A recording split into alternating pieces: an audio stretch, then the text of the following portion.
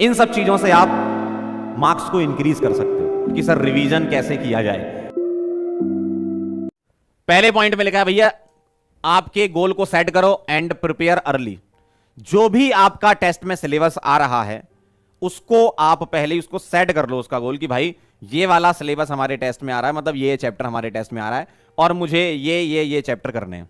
ठीक है, तो पहले आपको गोल सेट करना पड़ेगा और कुछ दिन पहले से ही इसकी तैयारी करनी होगी। ठीक है, कुछ दिन पहले से ही तैयारी करनी होगी। क्लियर? दूसरा पॉइंट जो है, आप अपने सब्जेक्ट को प्रायोरिटाइज करो। यह बहुत इंपॉर्टेंट पार्ट है। फिजिक्स, केमिस्ट्री, बॉटनी और जूलॉजी, चार में से आप प्रायोरिटी सेट कर लो डिक्रीजिंग ऑर्डर में कि भाई जो चीज आपको ज्यादा पसंद है उसको पहले कवर करके खत्म कर दो, अलग कर दो। क्यों? जो ज्यादा पसंद होता है वो जल्दी समझ में आ जाता है और कम समय में आपका काम हो जाता है। ठीक, और उसमें कॉन्फिडेंस भी आपको मिलता है। कम से कम जो आता हुआ है वो तो गलत मत करो। पेपर में गलत नहीं होगा तो नीट के पेपर में भी गलत नहीं होगा। ठीक है, तो पहले आप अपने सब्जेक्ट को प्रायोरिटाइज करो कि ये वाला मुझे अच्छा लगता है, फिर उसके बाद ये, फिर उसके बाद ये, फिर उसके बाद ये। थर्ड पॉइंट ये कह रहे हैं prioritize topic within a subject. इसका मतलब क्या है? अब मान लीजिए आपने 4 सब्जेक्ट आपके हैं, उनमें से आपने प्रायोरिटाइज कर लिया कि भाई ये मुझे सबसे अच्छा आता है। अब उसके अंदर जो चैप्टर आ रहा है सिलेबस में, टेस्ट में, हर एक टॉपिक से सवाल आए, ये जरूरी नहीं है, लेकिन एक टॉपिक से बार बार सवाल आता है, ये बहुत जरूरी चीज होती है आपको जानना। जो पढ़ाते समय हर व्यक्ति बताता है, हर मेंटर, हर टीचर आपको बताता है कि भाई ये बहुत इंपॉर्टेंट है, इस पे ध्यान देना।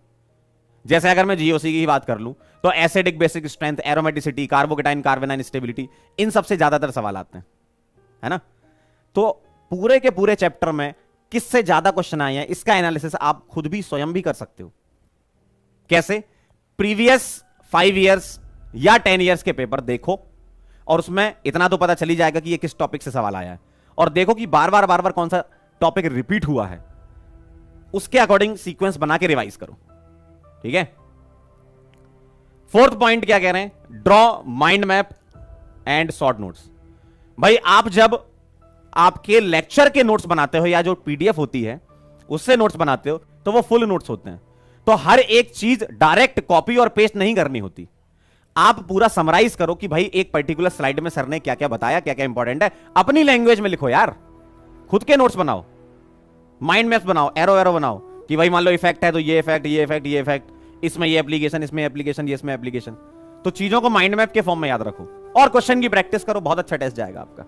ठीक है, तो ये चीजें आपको करनी है। जितना आप सीक्वेंशियल स्टडी करोगे दिमाग में रिटेन करने की कैपेसिटी बढ़ जाती है आपकी, और दिमाग में जितनी ज्यादा चीजें रिटेन होंगी तो आपका एग्जाम भी सुधर जाएगा। इन सब चीजों से आप मार्क्स को इंक्रीज कर सकते हो। रैंडम स्टडी बहुत ही घातक होती है, ध्यान रखना। सीक्वेंस में स्टडी करनी है, पूरा प्लान होना चाहिए आपके पास स्टडी का। ठीक है, तो इस तरीके से आप चीजों को अमल करें और नंबर पाएं।